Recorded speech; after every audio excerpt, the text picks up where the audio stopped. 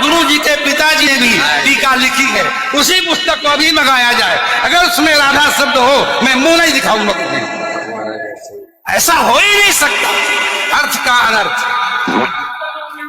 साथियों, संत रामपाल जी महाराज ने 2012 में पूरे विश्व को ज्ञान चर्चा के लिए आमंत्रित किया था, लेकिन कुछ संत महंत और पंडित संत रामपाल जी से ज्ञान चर्चा के लिए आए थे और वो निरुत्तर हो गए, और कुछ जो पंडित रह गए थे उन्हें देखकर वो छुपने लगे और वो कहने लगे कि संत रामपाल जी हमारा नाम लेकर फेमस होना चाहते हैं। लेकिन दोस्तों, बात कुछ ऐसी थी कि वो छुप रहे थे। दोस्तों, उस ज्ञान चर्चा का नतीजा आज हमारे सामने नजर आ रहा है, क्योंकि बात कुछ ऐसी है कि अभी महान कथावाचक अनिरुद्धाचार्य और कुछ महान पंडितों के बीच में अभी एक सभा का आयोजन हुआ, जिसके अंदर मुख्य बिंदु था ज्ञान चर्चा, वो भी एक राधा शब्द को लेकर कि राधा हमारे भगवत गीता या अन्य शास्त्रों में प्रमाण है कि इसका नाम जपना चाहिए या नहीं। लेकिन दोस्तों, एक पंडित जी ने अनिरुद्धाचार्य को ललकारा और कहा कि आप शास्त्रों को नहीं पढ़ रहे हैं और समाज में कुरीति फैला रहे हैं कि राधा का नाम जपो, हमारे शास्त्रों में राधा का नाम नहीं है। लेकिन कथावाचक अनिरुद्धाचार्य अपनी अटकलबाजी लगाते हैं, फिर भी पंडित जी उसके सामने ठोस प्रमाण देते हैं कि हमें शास्त्रों में दिखाओ, क्योंकि जब अनिरुद्धाचार्य अपने शास्त्रों के अंदर दिखा रहे थे कि यहाँ पे राधा का नाम लिखा हुआ है, तो वहाँ वो राधा नहीं, वो आधा लिखा हुआ था। पंडित जी ने पूरी दुनिया के सामने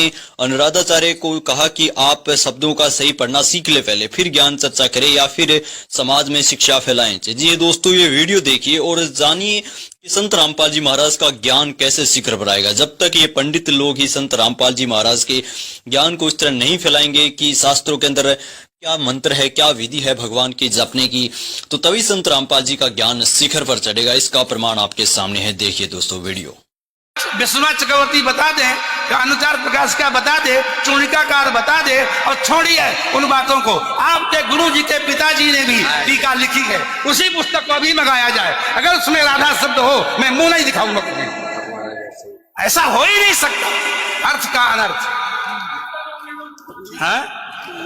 नहीं, हमको कष्ट यह है कि हमको बोलना पड़ा बीच में, क्योंकि अगर अनिरुद्धाचार्य की जगह ये बात और कोई बोलता तो मैं कतई नहीं बोलता। लेकिन अनिरुद्धाचार्य जी इस समय टीवी पर छाए हुए हैं, लाखों लोग इनको सुन रहे हैं, तो ये तो यही समझेंगे ना कि अनिरुद्धाचार्य बोल रहे हैं। इसलिए आपके द्वारा कोई अपशब्द नहीं निकलना चाहिए। मैं आपसे वंदन करता हूं, कभी कोई अनर्थ करना हो तो विचार करके करिए। मैं और कोई बात नहीं, सबको क्षमा मांगता हूं। भागवत जी के 8वें स्कंद के 10वें अध्याय में लोग कहते हैं भागवत जी में राधा का नाम नहीं है, राधा का नाम नहीं है। ये लोग गलत कहते हैं, जो भी कहता है गलत कहते हैं। लिखा हुआ है, मैं आपको श्लोक दिखा रहा हूं। भागवत जी के 8वें स्कंद के 10वें अध्याय में श्लोक नंबर 40 है, लिखा है उद्यतायुध दौरदंडई राधावंतो भटान मृधे। राधावंतो लिखा, स्पष्ट लिखा गुरुजी। ऐसा है, नाश मत करिए। आधावंत है, आधावंत में दौड़ते हुए या संधि हो गई है गुरुजी। नहीं नहीं, ये गलत बात। आप जो है आयुधों को लेकर के आधावंत। गुरुजी गुरुजी गुरुजी गुरुजी गुरुजी, हम तो आपके दास हैं, मत कीजिए ना। हमारे गुरुजी कहते हैं ना गुरुजी, इसका अर्थ तो सुन लीजिए, इसका अर्थ तो सुन लीजिए। आप जब राधा बता रहे हो, सुनिए सुनिए गुरुजी, इसका अर्थ है राधावंतो भटान मृदेश का अर्थ गुरुजी ने बताया हमें। गुरुजी ने, हमारे गुरुजी, कोई गुरुजी नहीं बता सकता। हमारे गुरुजी कहते हैं बिल्कुल नहीं बता सकते, क्योंकि जब आप राधा बनाओगे तो विसर्गे कहाँ जाएंगी? गुरुजी उद्यतायुधई ही गुरुजी, गुरुजी कहते हैं क्यों नहीं बोलते? गुरु शब्द है। अब चलिए, भागवत जी में दूसरा है बधू। बधू प्रयोग हुआ है, बधू प्रयोग हुआ है।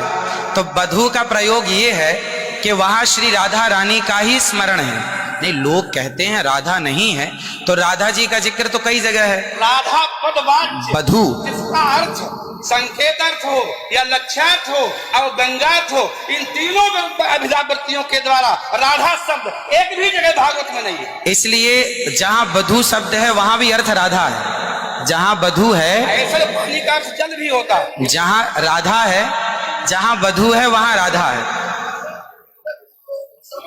ऐसे थोड़े होता है। जहां आप जैसे लोग देखिए, आप विश्व हमारे गुरुजी ने बताया, ये हमारी क्या ताकत की हम बताएं? शब्द ही अर्थानाम अभिव्यक्ति त्रिभिन्न भवति। महाराज श्री इनकी बात सारा विश्व सुनता है। महाराज श्री गलती से बोल रहे हैं, हमारी बात 20 आदमी सुनते हैं। महाराज जी सुनता है सारा विश्व। त्रिपाठी जी महाराज, आचार्य जी, आपके चरणारविंद में मेरा निवेदन है कि अरे आप हटिए सामने से। आचार्य जी आप हटिए भैया। अरे नहीं, लेकिन ऐसा श्रीधर। आप विश्व को सुनाते हैं, इसलिए कह रहा हूँ। श्रीधर जी नहीं तो गलत सुना रहे हैं। इन्हें हटाओ। कोई गुरु नहीं बता सकता यार। चलो गुरुजन का हम चलते हैं गिरिराज के। अगर गिरिराज जी का आचार्य जी श्रीधर गुरु जी ने कहा है कि यहाँ जो राक्षस हैं वो राधा रानी का स्मरण करके, जो राक्षस हैं राधा रानी का स्मरण करके और युद्ध करने चले। जो राक्षस हैं भटान मर्धे जो है, गुरुजी ने बताया कि जो राक्षस लोग हैं वो किसका स्मरण करके युद्ध करने चले? श्री राधा रानी का। ब्रह्म वैवर्त पुराण के अनुसार राधा ही मूल आधार है। यहां तक कि राम में भी राधा छिपा हुआ। आप राम का अर्थ समझिए, राम मतलब राधा, माँ मतलब माधव, दोनों का एक अक्ष है, तो राम हो गए। ये बातें स्वीकार है, लेकिन और जैसे वधू, जैसे आपने कहा कि राधा जी भगवान श्री कृष्ण ने अपने कहा आओ मेरे कंधे पर बैठ जाओ, तो किसको, कौन है वहां पर? राधा जी हैं। राधा जी हैं तो हैं, लेकिन वहां वधू है। याम गोपी मैंने अब कृष्णा। तो श्री राधा जी, जिस गोपी को कहने का तात्पर्य यह है कि भागवत जी में कहीं राधा का अभाव नहीं है। भागवत जी में कहीं भी शब्दैहि अर्थानाम अभिव्यक्ति कई वृत्ति भवति। वृत्तयः कति संख्या का? अभिधावृत्त्या, लक्षणावृत्त्या, व्यंजनावृत्त्या शब्दानाम अर्थस्य अभिव्यक्तिर्भवति। अस्ति कश्चन विद्वान् वक्तुं शक्नोति। महाराज जी, आप दोनों के पावन चरणारिंद में मैं हाथ जोड़ करके निवेदन करता हूँ, मेरी बात सुन लीजिए। नहीं, आप तो गुरुजन है, गुरुजन है, आप ही तो सिखाएंगे। मैं कह रहा हूँ अर्थ का अनर्थ क्यों सभा में करते हैं लोग? तुम पूरे विश्व को सुनाते हो। गुरुजी जो मेरे गुरुजी ने सिखाया वो मैं बोल रहा हूँ। सिखा ही नहीं सकते, आप अशुद्ध बोल रहे हैं बात। अभी श्री राधा और माधव जो राम नाम है, जो भागवत जी का अर्थ है। अब कोई पूछे कि राधा का अर्थ क्या है, तो राधा का अर्थ ही कृष्ण है, और कृष्ण का अर्थ ही राधा है। तो राधा ही कृष्ण है और कृष्ण ही राधा है। कुल मिलाकर कहने का अर्थ ये है, गुरुजन ये कहते हैं कि प्रत्येक श्लोक कृष्ण है और प्रत्येक भागवत जी के 18,000 श्लोक, प्रत्येक श्लोक कृष्ण है और श्लोक का प्रत्येक अर्थ श्री राधा है। प्रत्येक श्लोक श्री कृष्ण है और श्लोक का प्रत्येक श्लोक का अर्थ श्री राधा है।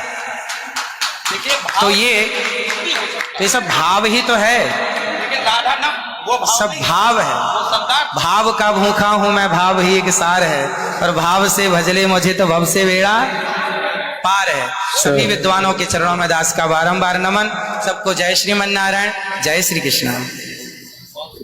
2 मिनट कीर्तन कर लियो। 1 मिनट रुको, मैं सबसे क्षमा मांगता हूँ। मेरा अनिरुद्धाचार्य के प्रति बड़ी श्रद्धा भाव है, बड़ा आदर है, लेकिन इनकी वाणी चूंकि पूरा विश्व सुन रहा है, ये चैनलों पर आते हैं। भाव जगत में हम कुछ भी कहें, लेकिन जब हम ये कहते हैं ये शब्द में लिखा है, तो वहां पर शब्द और अर्थ का संयोग, क्यों गिरा अर्थ जल शब्द बोध्यो व्यनक्त्यर्था शब्दोप्यर्थांतराश्रय एकत्व व्यंजकत्वे तद अन्य से सहकारिता। ऐसा हो ही नहीं सकता कि कोई अर्थ प्रकट हो और उसके मूल में शब्द न हो। वहां संधि है, मैंने आयुधों से युक्त होकर मैंने गदा तलवार तीर लेकर के वो राक्षस आधा बनता दौड़े मारने के लिए। शुद्ध यही अर्थ है। किसी अभिधा से, किसी लक्षणा से, लक्षणा तब होती है जब मुख्यार्थ का बाद हो। मुख्यार्थ का बाद हो ही नहीं सकता। सीधा स्वामी बता दें, विश्वनाथ चक्रवर्ती बता दें, अनुचार प्रकाश का बता दे, चूड़िकाकार बता दे, और छोड़िए उन बातों को। आपके गुरु जी के पिताजी ने भी टीका लिखी है, उसी पुस्तक को भी मंगाया जाए। अगर उसमें राधा शब्द हो, मैं मुंह नहीं दिखाऊंगा कभी। ऐसा हो ही नहीं सकता अर्थ का अनर्थ। हाँ? नहीं, हमको कष्ट यह है कि हमको बोलना पड़ा बीच में, क्योंकि अगर अनिरुद्धाचार्य की जगह ये बात और कोई बोलता तो मैं कतई नहीं बोलता। देखिए, अनिरुद्धाचार्य जी इस समय टीवी पर छाए हुए हैं, लाखों लोग इनको सुन रहे हैं, तो ये तो यही समझेंगे ना कि अनिरुद्धाचार्य बोल रहे हैं। इसलिए आपके द्वारा कोई अपशब्द नहीं निकलना चाहिए। मैं आपसे वंदन करता हूं, कभी कोई अनर्थ करना हो तो विचार करके करिए। मैं और कोई बात नहीं, सबको क्षमा मांगता हूं।